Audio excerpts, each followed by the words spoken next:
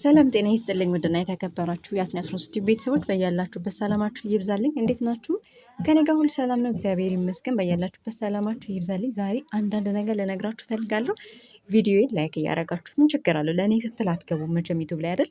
ላይክ ብታደረጉልኝ ለእኔ ትንሽ ጥቅም አለው ማለት ነው። ስለዚህ ቻናሌን ለማንቀሳቀስ እንዲሁም ደግሞ በአዲስ ነገር ለመምጣት አንዳንድ ነገሮችን እያስተካከልኩ እገኛለሁ። ቪዲዮችን ላይክ በማድረግ ሼር በማድረግ ሰብስክራይብ በማድረግ ቤተሰብ እንድትሆኑ በአክብሮት ጋብዛችኋለሁ። ቤተሰቦቼ እስክሪን ላይ የምትመለከቷቸው እንግዲህ የሰሞኑ እጅግ በጣም አነጋጋሪ ታሪኮች አሉ። እኔ ግን አንድ እውነት እነግራችኋለሁ። እናንተ ግን ቪዲዮን ላይክ በማድረግ ጀምሩ፣ አብራችሁን ቆዩ ማለት ነው።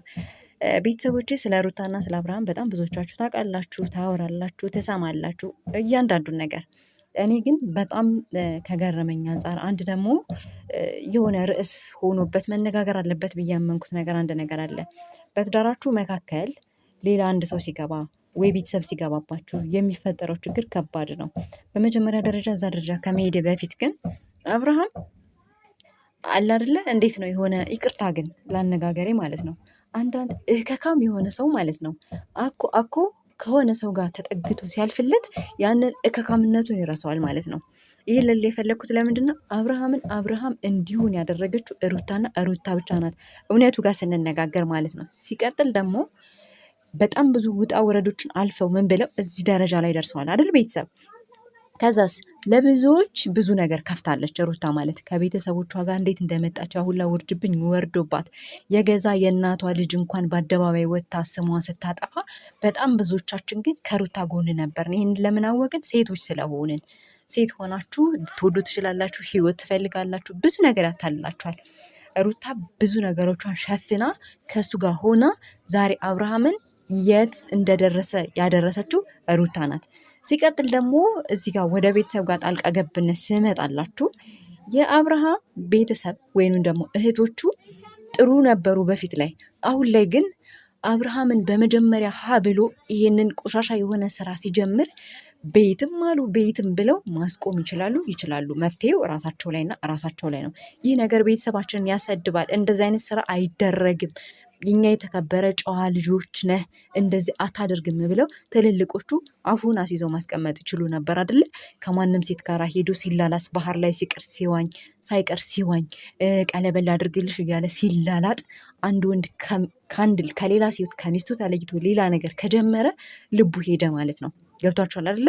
እንደዚህ አይነት ሰው ደግሞ ለእናንተ ህይወታችሁ ውስጥ በሽታ እንጂ ጥቅም አይኖረውም። ስለዚህ ተመልሶ መጥቶ እንደገና ደግሞ እግር ብላ ማሳለፍ ትችል ነበር። በአናቱ ይታገል እንደዚህ ብሎ ለመጣ ወንድ።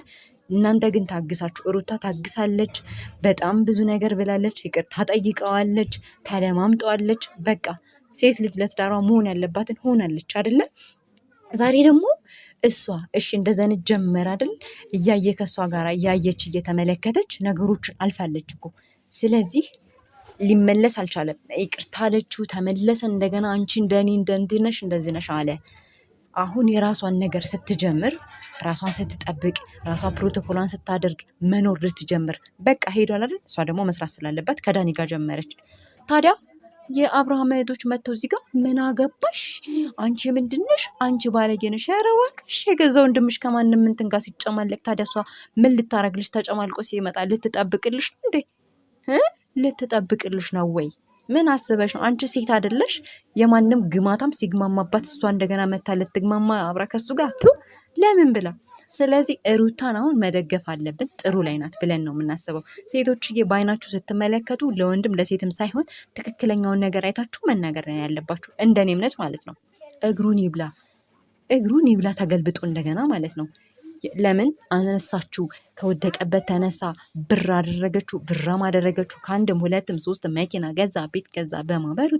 ሩታ ስለመጣች ነው እኮ ዛሬ አብርሃም የሚታወቀው በዓለም ደረጃ። አይገርማችሁ? ለእሷ መሆን ያለበትን ነገር መሆን አለበት እንጂ እሷን ጥሎ ከሌላ ሴት ጋር እንደፈለገው መሆን አለበት ብዬ አላምንም በጭራሽ።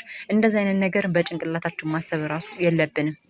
እምነትና እምነት፣ ህይወት ነው። በቃ ቀጥተኛውን መንገድ ታምናችሁ ስትኖሩ ለአንድ ለጀመራችሁት አለማ እንጂ ለማይሆን አይደለምና የሩታ እህቶች ያደረጉት ነገር በአሁኑ በጣም ስላስጠላኝ ነው። ስለዚህ ሩታ ደግሞ መብቷ ነው። አሁን ላይ በቃ ጥሎ ሄዷላል። ጥሎ ሊሄደ የታባቱ የራሱ ጉዳይ ነው።